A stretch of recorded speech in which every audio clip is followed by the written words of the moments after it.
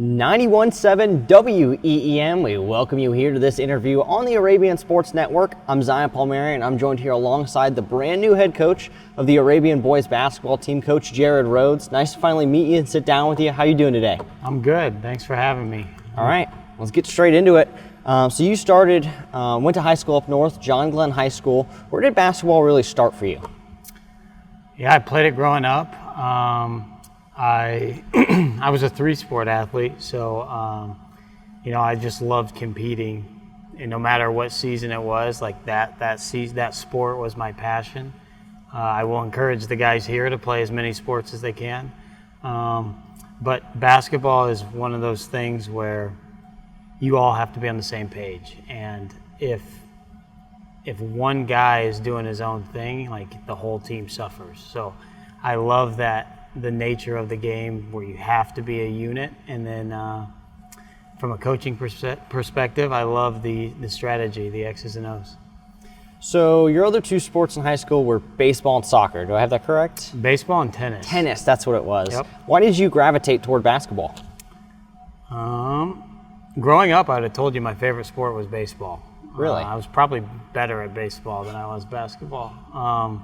But it was just the teamwork. It was the conditioning in the fall. It was the running sprints at practice where you were all in it together. That connectedness always appealed to me, and like that's going to be my biggest thing here at Pendleton is the culture of, it's on the banner up here, kind of the athletic department. We are one. It's the same idea with the basketball team. We're all one. So you went from Indiana Purdue Fort Wayne to Indiana Tech Fort Wayne to Jacksonville University, all for education, and then having positions with the basketball teams. You spent a lot of time at the collegiate level. What did you learn from coaching positions in and around Indiana and I guess Jacksonville? So college basketball is one of those things that I was very fortunate to be able to do. It is the biggest takeaway, or the biggest thing I learned was right off the bat how great athletes and how highly successful, highly motivated athletes trained. It was one of those things where I always thought that I had worked hard in high school. I thought that was a personal trait of mine, was I was a hard worker. And then when I showed up there, and it was literally my first day, I thought, oh my goodness, I have not worked hard ever. So the hard work, the dedication required, but also because on a college staff you have 3 or 4 assistants and the head coach, so there's a lot of adults around, and the roster is only 13 to 15 guys. You get to know those players well, and most of the stuff you do as a college coach doesn't involve the basketball floor. It's checking in on the grades, it's making sure they're going to class, it's making sure their personal life's in order. So my biggest takeaway from my time in college is the personal relationships that you get to form with your players. What do you think that's going to be like at the high school level?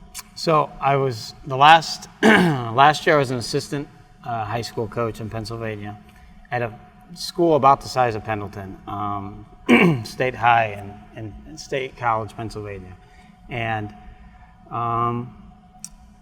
it's about the same. I mean, I am immature enough to relate to these kids. Like I could still joke with them, and although I don't play video games, I know what video games they're talking about. But then at the same time, have that accountability and hold them to a standard. There's a lot of similarities. You don't get as much time with them, so that's a little different. But I think in the interview process, that was something I sold myself as, is really great at developing relationships, and that's something I'm going to strive to do right off the bat. So for you as a coach, of course, just got here to Pendleton, did you make any long-term goals, short-term goals? What do you know about the team that you can do that? Where are you at? So I've watched some film. I have met with the team once, and we've had 2 open gyms. I have a pretty good grasp of where they're at basketball-wise. I'm excited. I know the record didn't necessarily turn out the way they would have liked last year, but they were competitive. and the kind of the things that I value basketball-wise are kind of some of the needs for improvement I see on film. So I think it'll be a good mix.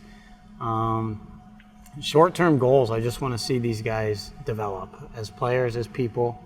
And as we continue to go about it, worrying about the right things and doing it the right way, long term, that translates to wins on the floor. And hopefully we can be a contender to win our sectional every year.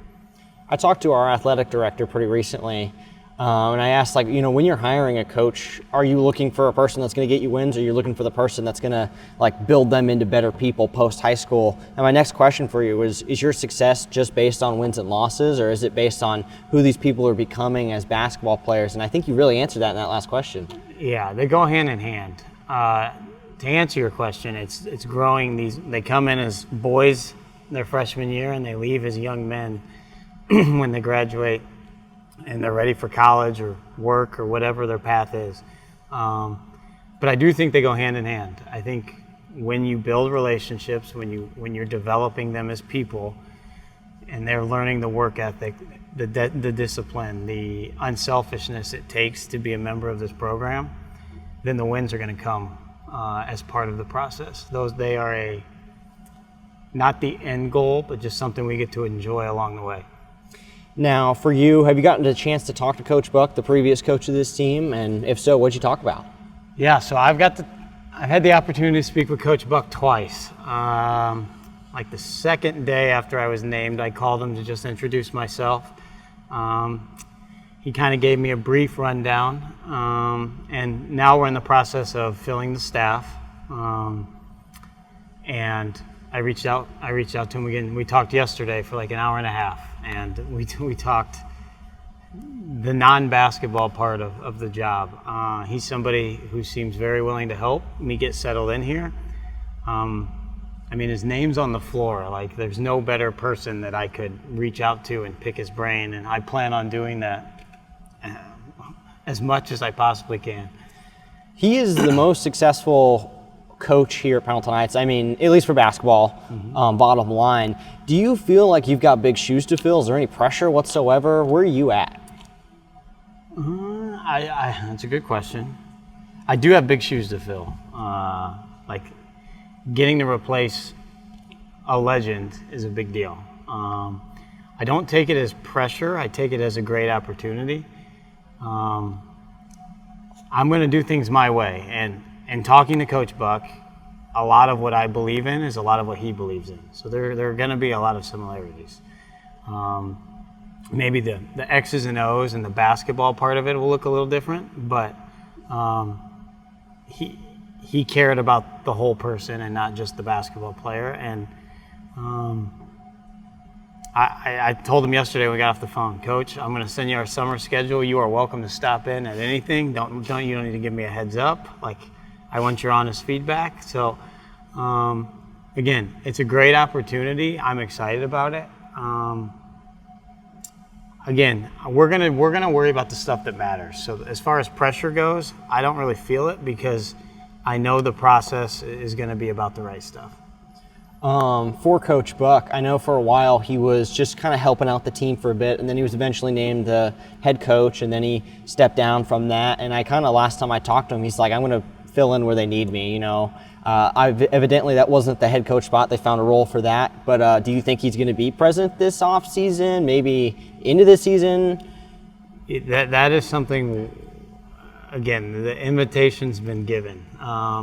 We haven't talked about it as far as being a structured conversation, but yeah, I want his insight.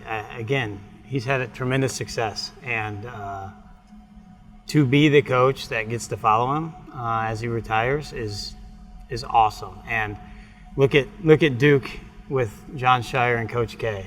Coach K steps away, he's still around the program. I would be a fool not to get as much out of Coach Buck as I could. So one final question here for your coach. Of course, the IHSA recently had a bit of a rule change with their transfer rules. One-time penalty-free transfers are allowed during a student's first 6 semesters. How is this going to shake up high school basketball, and what does this mean for Pendleton Heights? It's definitely going to shake it up, I think. It certainly seems like it's a step closer to college basketball. You know, you're not supposed to tamper, but it seems like the opportunity would be there if a coach wasn't being honest. As far as Pendleton Heights goes, one, we have a great school, and two, hopefully, you know, when we're going around this June, next season, the next June, our brand is one where we get to enjoy. We play with great passion, where we're enjoying ourselves, we're having tremendous success. That will not be something where I will be looking for players to come in, but hopefully we have something here to offer where like they start thinking about it. But again, if we never got a transfer here, there's plenty of talent in the program. We're going to keep developing the youth league and middle school kids, and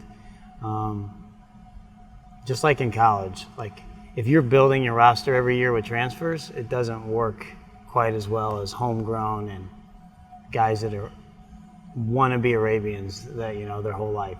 That'll wrap it up for this interview. Once finally, I'm Zion Palmieri, joined here alongside the new Arabian basketball head coach, Jared Rhodes. Thanks for joining me. Thanks.